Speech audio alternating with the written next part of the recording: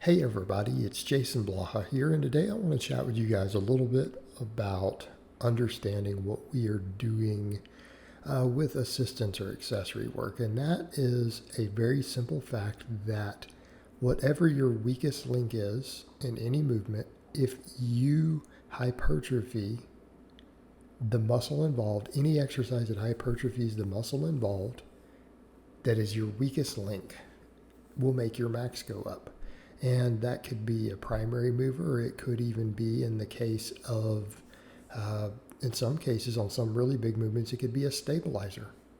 In other words, if you have really weak hamstrings and your weak hamstrings affect your bar path negatively as a stabilizer on your squat and you make your hamstrings bigger, your max squat will go up. Okay?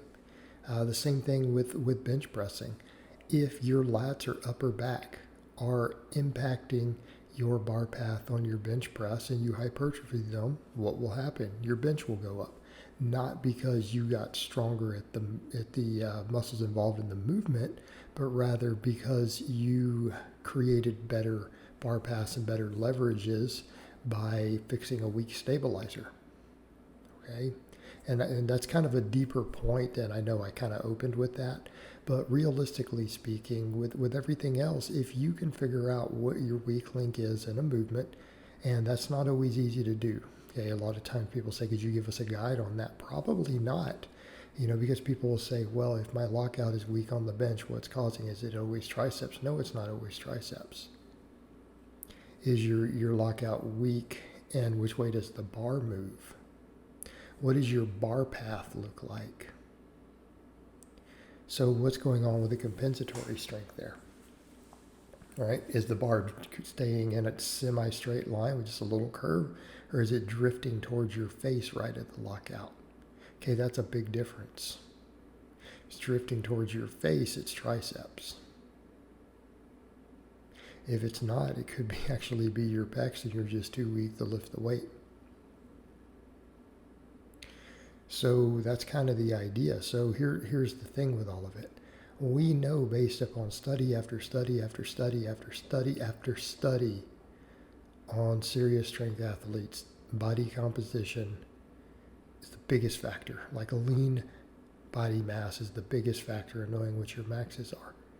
In fact, even some of the drug-tested really fat guys, look at some of their DEXA scans. Like Ray Williams has had DEXA scans done. The guy is massive. The guy's absolutely massive. So why can he squat so much? Well, he has a huge amount of lean body mass. The guy definitely has a lean body mass. If someone was leaner, would be well into the drug level. Deep into the drug level, not just 10 extra pounds of muscle. Now, people could argue, well, is it possible he's drug-free and it's just all the extra body fat? It's allowed him to get that big and he loses it if he dieted down? I'm not going to answer that. But even if that's the case, either way, it's his lean body mass. Then the fact that, he's got muscle to squish off of on top of it. But he's also a taller guy. That's a big guy with a lot of lower body muscle, a lot of core muscle, enormous amounts. Arguably, probably some of the biggest in the world. Because he's not a little short guy. Guy's weighing like 400 pounds and he's over 6 foot. That's why he squats so much. Just lean body mass. His legs are probably bigger than most pro bodybuilders and Mr. Olympias under the fat. Same with probably his glutes and other stuff. So, we come over to that point though. Size equals strength potential. It is the number one factor. And usually the only reason you'll see people who have amazing strength at a lower body weight, number one, they're probably really short. Number two, they're probably quite lean. So in other words, their lean body mass relative to their levers is probably phenomenal. And that's something that people don't think of often enough with relative strength. Height is an enormous factor on relative strength. Okay, it's an enormous factor. Weight classes are height classes in disguise. If you are 4 inches taller than someone else and you both train equally hard and everything is done identical and neither one of you has particularly better genetics than the other, That shorter guy is going to destroy you on relative strength for both of your entire lives, and there's nothing you can do about it. Unless you just have flat out great genetics compared to him. That's it. If you're both anywhere near average or just slightly above average, yeah, he's going to destroy you pound for pound.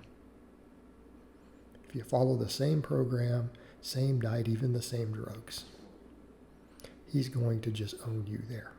And that's reality.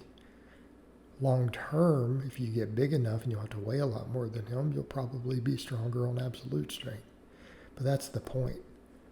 Lean body mass, number one. Leverage is number two.